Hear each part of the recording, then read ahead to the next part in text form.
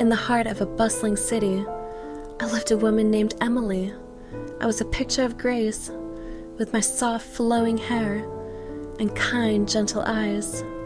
Yet, beneath my serene exterior, I carried the weight of a heartbreak so profound it seemed to echo through my very being.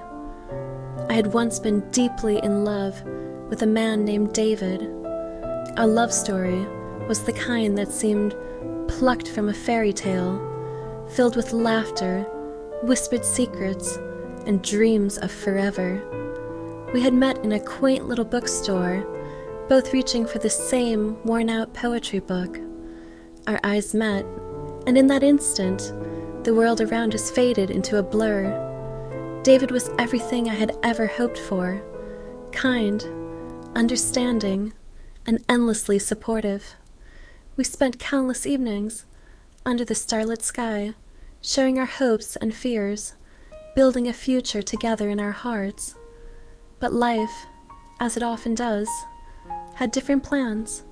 One fateful night, David was involved in a tragic accident. My world shattered into a million pieces when I received the news. The love of my life was gone, leaving behind a void so deep that no words could ever fill it. The days that followed were a blur of tears and heartache. I wandered through the city. The once vibrant streets now seemed empty and hollow without David by my side. In the months that followed, I tried to piece my life back together.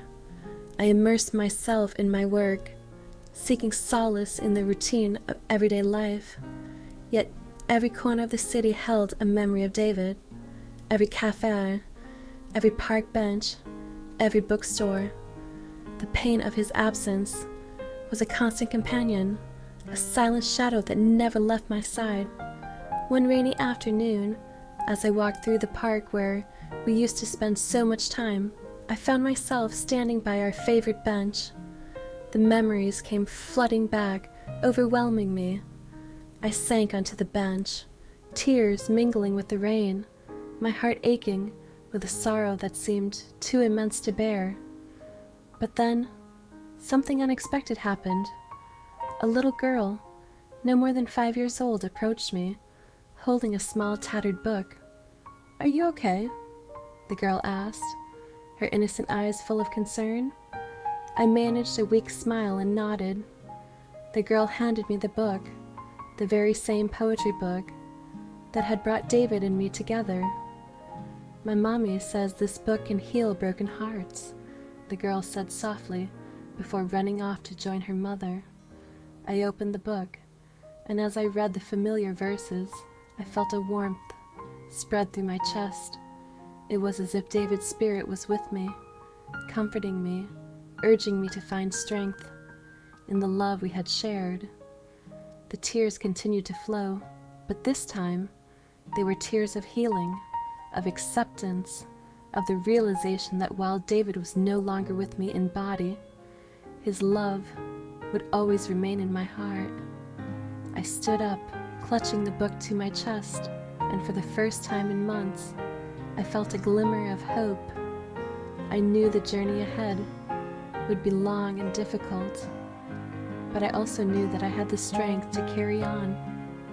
David's love had left an indelible mark on my soul, and that love would guide me through the darkest of days. In that moment, I understood that while I had lost the love of my life, I had also gained a profound understanding of the resilience of the human spirit. I walked away from the park, my heart still heavy with grief, but now also filled with a quiet, enduring strength.